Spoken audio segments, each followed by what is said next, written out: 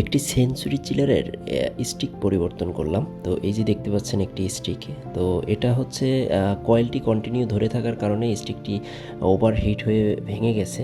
তো এই যে মাঝখান থেকে ভেঙে গেছে, আর নতুন একটি পরিবর্তন করে এই যে লাগিয়ে দিলাম, এটা নতুন। তো এটার কাজ হচ্ছে কম্প্রেসারটি লোডিং এবং আনলোডিংয়ের কাজ করে। যেমন একটি কম্প্রেসার যখন স্টার্ট হয় তখন দেখা যাচ্ছে 25% দিয়ে স্টার্ট হয়, তারপরে 25, 50, 75, 100 এইভাবে আর কি। তো এই যে দেখতে পাচ্ছেন এখানে দুইটি সেট আপ রয়েছে। তো একটি হচ্ছে সেঞ্চুরি আর একটি হচ্ছে হ্যান্ডবেল কম্প্রেসার। এই যে হ্যান্ডবেল কম্প্রেসার দেখতে পাচ্ছেন। তো এই হ্যান্ডবেল কম্প্রেসারটি পরিবর্তন করা হয়েছে, মূলত চিলারটি হচ্ছে সেঞ্চুরি।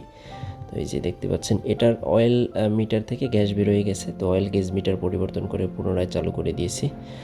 আর পাশে যে চিলারটি রয়েছে, পাশে যে কম্প্রেসার সেটআপটি রয়েছে, এই যে দুপাশে দুটি চিলার, তো দুটি সেঞ্চুরি, একটা কম্প্রেসার হ্যান্ডেল আর দুইটা সেঞ্চুরি কম্প্রেসার। তো এইটার পরিপূর্ণ কাজ করলাম এই যে ক্যারালের ডিসপ্লে দেখতেই পাচ্ছেন।